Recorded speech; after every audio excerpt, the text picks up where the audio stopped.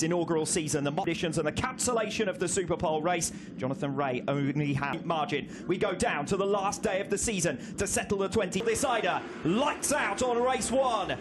Not a good start at all from Scott Redding. Rea's away, superb covering to the inside line. Toprak pushed back to third. It's Rea who leads early on. Gerloff loses fourth. Gerloff a little tentative. Bassani comes through as well. Bautista also making progress. Ronaldo all the way up from 14th on the grid to 7th position just in the early stages. Toprak finding his feet in Scott Redding between himself and Razgatlioglu, but not for much longer. Redding tipping in there a little late and Toprak gets through. Toprak got off the line a little bit slowly. He's come up to speed pretty quickly here on lap 1, though, up into second. Scott Redding though on the switchback will have the inside line as they make their way off turns 13 and 14 up towards the championship. Toprak only needs second place in order to seal this title, but he's not one for who don't collect the back of him. Rea holds firm, less than a tenth of a second between them though at the end of lap number 1. Yeah, Toprak's looking pretty big crash. That could be Koenig at the start of the lap. Very spectacularly indeed. And these conditions, and that's exactly what Toprak Razgatlioglu is trying to do here, hassling and harrying Jonathan Rea into a bit more confidence than Jonathan Rea. Just looking at the riders as well, looks like they're all still out there in full drive. That little advantage could have made a big difference. You can see for Bassani though, really confident on Tom Sykes in the run down in towards turn 5. Back outside the top 10, the start of lap 3. Razgatlioglu has been close, he can't get there. Toprak's already through and Razgatlioglu hits the front in race 1. Yeah, Toprak wants to win the championship in style. He said all the way through this season, a pretty traditional line through that section of the track. It's all the way up towards turn 10, that's where it is at turn 12. Bassani at the moment is the fastest man out there. Axel Bassani, who now cuts through on Scott Redding, said at 1 minute it was Scott Redding who had a 1 second deficit to the top of the brakes, but we also know that Jonathan Rea is going to be desperately keen in this season finale. Toprak still leads, race faster than Toprak. Razgatlioglu out in the lead. He's bringing Andrea Locatelli with him as well. Just a second covered the lead quintet over the line at the end of lap number 3. It's a chicane 11 and 12, difficult to make a pass through there. Redding getting back on terms, expecting that whatsoever from Axel Bassani, and this is dreamland now for Razgatlioglu. Yeah, Toprak out in front. And the mark on the number 60 machine, the orange helmet at the back of this group. He's dropped Andrea Locatelli. So Razgatlioglu and Rea for the first time. Toprak went on to suffer a mechanical. Toprak the race leader, Redding still with them. Sykes half a second behind that lead quartet. A bit of a gap open. Right there with Bautista. Only a matter of time before Davis on the number 7 gets through. And here goes Axel Bassani on Toprak Razgatlioglu. Podium finish to his name. Remember back to those damp conditions in the Catalonia round earlier on in this season. Aggression as he fights his way through on Toprak Razgatlioglu for second position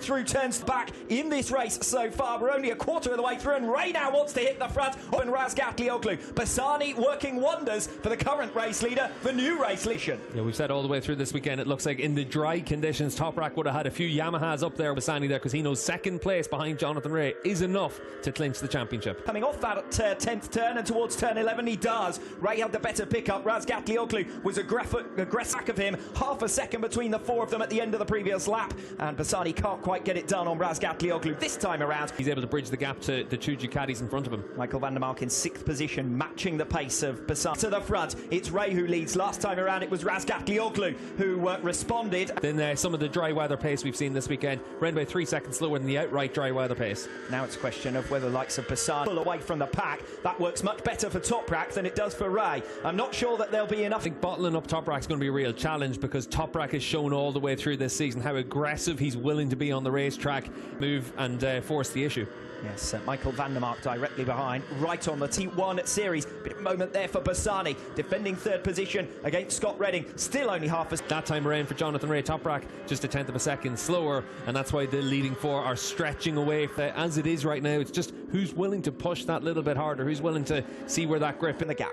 Yeah, and Rea just trying to edge himself away in that middle sector of the lap. As you said earlier on, Alex, really able to stay with Rea. He wants to make sure that it's as safe a race as possible for him, as much as anything else. The safest way for that for Toprak. He's gradually improved. Razgatlioglu in the slipstream, not close enough this time around into turn 1, but he was less than a tenth of a second behind. Certainly what we've seen all the way through this year is that these 2 riders so closely matched out on track all the way. Lioglu doesn't need to take any risks trying to pass Jonathan Rea. He only needs to stay in front of Axel Bassani and Scott Redding to be world champion, but he's taking risks anyway. forces his way to the front on lap 9 of 20. Jonathan Ray said on Friday, if you make a move into turn 10. Where Ray's been making up his time on his direct rival, but he's tucked in behind him. There's no way to get through. Jonathan Ray ducks out of the slipstream in towards turn 1. Ray's going to be very aggressive here on Razgatlioglu. He's not close enough on the run into turn 1, but you could see a little bit of a change for him there. He wanted to make sure he was in a position to try and attack.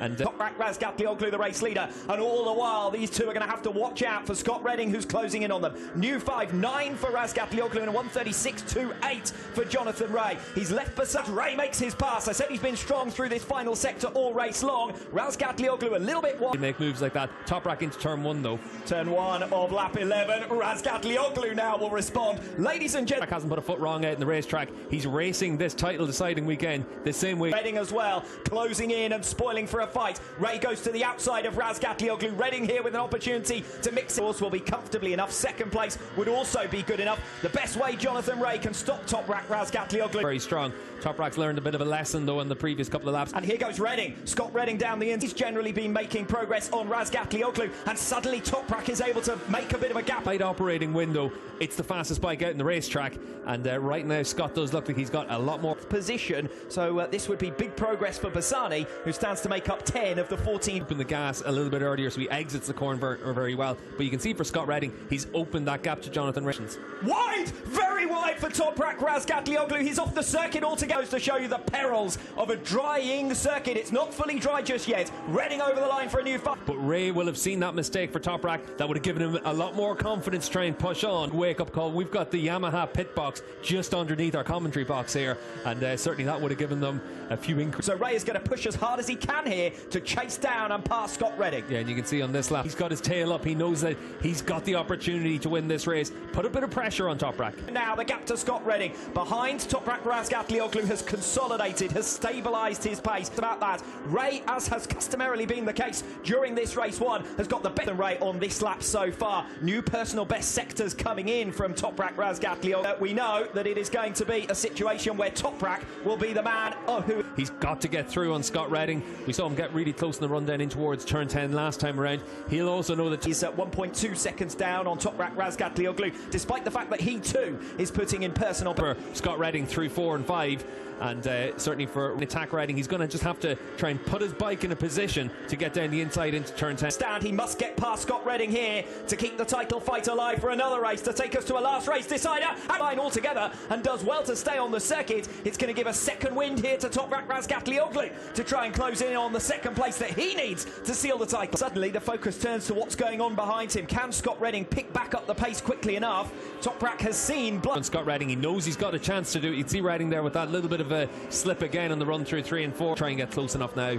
These are the three men who've been knocking spots off one another all season. After Jonathan Ray and try and chase him down for a championship win in style. Redding's got just about enough in hand for the moment. Inside though on the switchback for turn 17. He won't want to mess up the two champ back into turn 1 at the start of lap 18. This could be a title winning overtake from Toprak Razgatlioglu. It's all about what the Ducatis can do, because Ray and Razgatlioglu for the moment look settled. A second 21 campaign. Redding's quite good through turn 13 and 14 compared to Toprak. We'll see if he can get close enough. Braking zone into turn 15 and 16 though doesn't look like being an easy opportunity to pass Toprak Razgatlioglu, and Toprak defends 10. So for Scott Redding, he needs to focus on using the strengths of that Ducati, so he needs to exit. Ray with victory would be 25 points behind Toprak Razgatlioglu in the championship standings. He would gain race wins consistently. He's had a little bit of an extra edge today, capitalising on a couple of wayward moments, nervous moments for Razgatlioglu. Yeah, Toprak chap. 2 laps from the end, and the race is finally beginning to settle down, although you'd have to say Razgatlioglu 1:34.288. He's half the gap to Ray. It's only 6/10 ahead of this final lap. He's going after the... At some point in this lap, he might view it that it's a bridge too far to be able to close up on Ray. I think that points up a victory in what is the penultimate race of this 2021 campaign. It's going to be a first victory since race exactly where he sits. It's been far from a percentages game though from Razgatlioglu. It's been a race that has seen him backwards and forwards through the order. Reign has come to an end. A new era has begun in WorldSBK. The 2021 motto in place is what he secures. Jonathan Ray is the race winner, but it's Toprak who's dashed Scott Redding in what is a championship winning move. And you can see the two title contenders there fighting it out to the nail on the race.